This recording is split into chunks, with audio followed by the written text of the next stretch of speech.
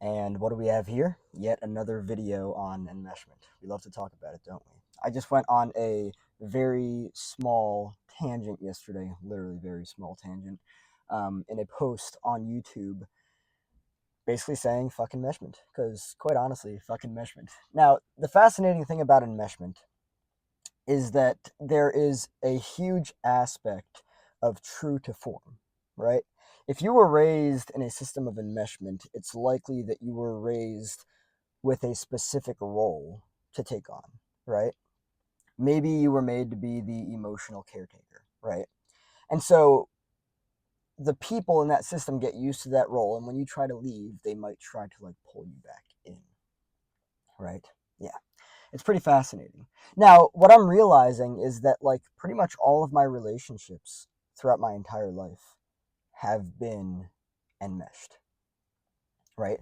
Friends, romantic partners, everything. No names, of course. I don't do that. But I'm really learning about how when you get used to a role yourself, of course, right? And you learn that if you want love from people, that you have to remain true to form to that role, it kind of becomes like an all or nothing dynamic, right? Enmeshment is emotionally immature because it is, I mean, it's not because it's, your shit mixed with somebody else's shit, but like if you were to really realize what's going on when you're in a system of enmeshment, you wouldn't partake in it. You think of enmeshment as connection, you think of it as intimacy, you might think of it as love. One of the things that I have really tried to grow away from is, well, I should say unlearn. One of the things that I've really tried to unlearn is enmeshment as love. I believed my entire life growing up that enmeshment was love, right? And what is enmeshment? It's fucking painful, right? And so the other thing that's fascinating too is that when you identify enmeshment as love and you realize that enmeshment is painful, you also identify love as painful. Love is not painful. Love is a glorious experience. Um, and so that's the fascinating thing. Trying to move away from a system of enmeshment, right? Boundaries, cutting people off. And I don't mean with road rage on the highway. I mean, sorry, I'm fucking sweating my ass off here. It's really hot, and I don't have the AC on. It would fuck up my audio. So I'm going to sacrifice that, talk about sacrifice, talk about enmeshment. I'm going to sacrifice that for some pretty, hopefully, dope audio. Um, yeah, let's talk about moving away from enmeshment. Let's talk about resigning from positions and roles true to form, based in comfort and familiarity, based in the FOO, the family of origin. We are the Foo Fighters out here. We are the fighters of the enmeshment. Um, yeah, I've experienced multiple relationships throughout my life where um, it never really was genuine. It was enmeshed. It was based on what Chris could do for people rather than a genuine relationship of, mutual give and take back and forth. Um, I thought that I just had to give and give and give and give and give, and other people would just take and take and take and take and take. And you can have a relationship like that if you want to, but you're really not going to get anything out of it unless you just decide to continue remaining um, unhealed as somebody who's like codependent, people pleasing, right? Um, but that's not for me. Not I, says Chris. No. I'm interested in having healthy relationships with people. I have given my fair share of unhealthy dynamics on my end. I have enabled abuse, um, simply because I wanted love, but it really wasn't healthy love. We'll just call it that, or we'll not call it that. It was not healthy love, right? But the thing that I want to look at right now is the true to form aspect of the pull that comes with a system of enmeshment when you, wherever you are on the other side of this camera, um, when you try to step out of the system of enmeshment, because there is going to be pushback, there's going to be pull, there's going to be like, excuse me, what do you think you're doing? You know your role. Where the fuck do you think you're going? Who the fuck do you think that you are that you can just leave? You can just go. No, you stay right fucking here.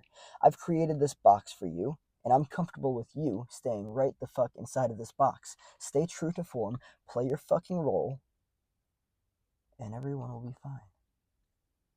No, seriously. Fuck that. Enmeshment is basically the opposite.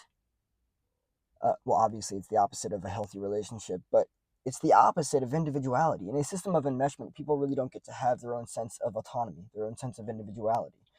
And so, usually, what ends up happening is a person sacrifices so much, right? You're basically sacrificing your individuality. You're sacrificing your own sense of autonomy, your own sense of capacity to just be your own individual. You know, I have literally met people who wanted me to be so much like, well, at least one person who wanted me to be so much like them, that totally voided individuality and autonomy. Um, if your friends don't allow you to think for yourself, feel for yourself, and be for yourself, get the fuck away from them. And newsflash, they're not your fucking friends. They're not.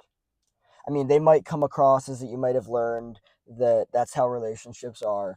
You can continue to do that all you fucking want, but there's a very high chance that 10, 20, 30, 40 years down the line, you might look back and you might be like, fuck,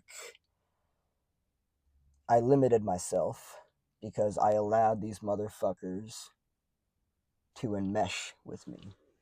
And so, really, unlearning enmeshment is really all about unlearning and meshing with people.